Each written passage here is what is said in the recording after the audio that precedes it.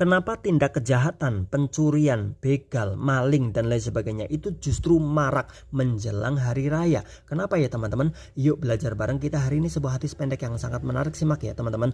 Wa an Ibni Abbas, dari Ibnu Abbas radhiyallahu anhuma qala, berkata, farada Rasulullah sallallahu alaihi wasallam, Nabi Muhammad sallallahu alaihi wasallam mewajibkan zakatul fitri, zakat fitrah, tuhratan lis-shaim, sebagai pembersih bagi orang yang berpuasa, minal lahwi, dari perbuatan yang sia-sia, warofati, dan perkataan atau perbuatan yang kotor.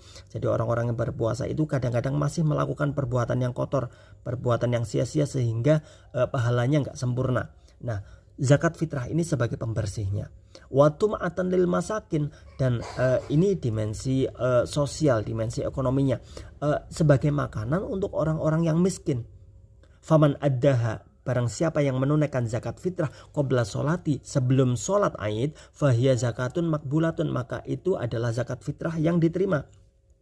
Waman addaha, sekarang barang siapa yang menunaikan zakat fitrahnya itu ba'da sholati, setelah sholat Aid, fahiya sodakotun sodakotun minas sodakot, maka itu dianggap sebagai sedekah biasa. Balik lagi teman-teman, kenapa ada tindak kejahatan justru marak sebelum hari raya?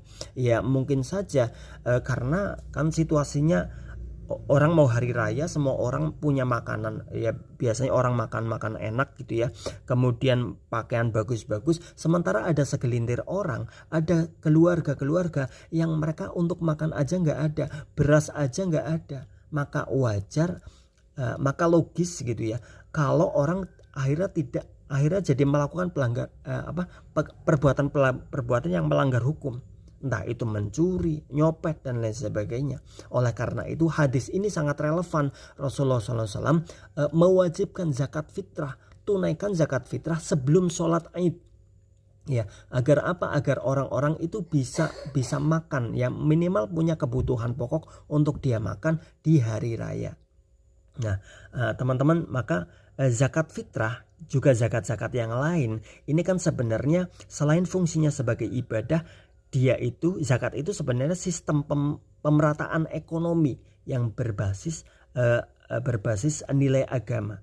Jadi zakat itu ya untuk mengurangi gap antara si kaya dan si miskin, untuk memperlancar sirkulasi ekonomi di masyarakat supaya sirkulasinya itu sehat.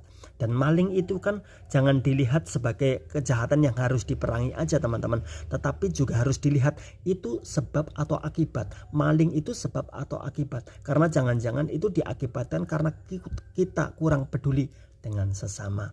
Wallahu a'lam bishawab. Wassalamualaikum warahmatullahi wabarakatuh.